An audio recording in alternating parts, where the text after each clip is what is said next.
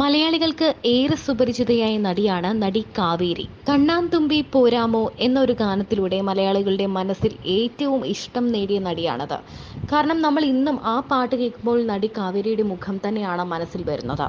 Cinema ലോകത്ത് നിരവധി മനസ്സിൽ തങ്ങി നിൽക്കുന്ന കഥാപാത്രങ്ങൾ ചെയ്തെങ്കിലും സിനിമാ നടി കാവേരിയുടെ ജീവിതം, ദാമ്പത്യ ജീവിതം ഒരു തകർച്ച തന്നെയായിരുന്നു. സിനിമാ സീരിയൽ രംഗത്ത് തിളങ്ങി നിൽക്കുന്ന നടി സുജിതയുടെ സഹോദരൻ സൂര്യകിരണിനെയാണ് നടി കാവേരി വിവാഹം ചെയ്തത്.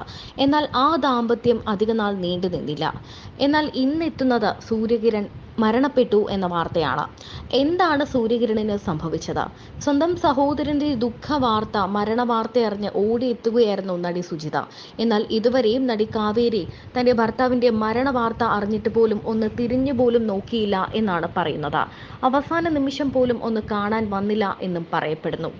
പ്രശസ്ത തെലുങ്ക് ചലച്ചിത്ര സംവിധായകനാണ് സൂര്യകിരൺ. 48 വയസ്സാണ് അദ്ദേഹത്തിന്റെ പ്രായം. മഞ്ഞപ്പിത്തം ബാധിച്ച് തിങ്കളാഴ്ചയാണ് സൂര്യകിരൺ മരണപ്പെട്ടത്.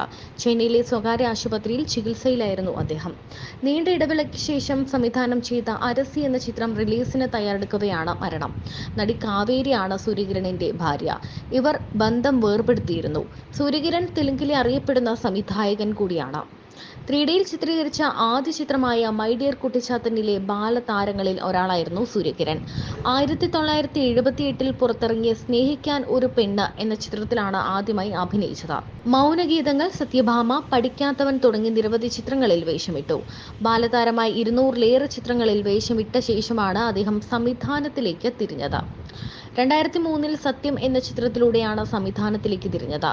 ധന 51, ബ്രഹ്മാസ്ത്രം, രാജുഭായ്, ചാപ്റ്റർ 6 എന്നിവയാണ് സംവിധാനം ചെയ്ത മറ്റു ചിത്രങ്ങൾ. 2020 ബിഗ് ബോസ് സീസൺ 4 മത്സരാർത്ഥി കൂടിയായിരുന്നു അദ്ദേഹം. വിവാഹമോചനത്തിന് ശേഷം പൊതു ഇടങ്ങളിൽ നിന്ന് അകന്നിരിക്കുകയായിരുന്ന സൂര്യകിരണിന്റെ തിരിച്ചുവരവ് ബിഗ് ബോസിലൂടെയായിരുന്നു. മലയാളത്തിലടക്കം നിരവധി ചിത്രങ്ങളിൽ നായികയായ നടി സുജിതയാണ് സൂര്യകിരണിന്റെ സഹോദരി.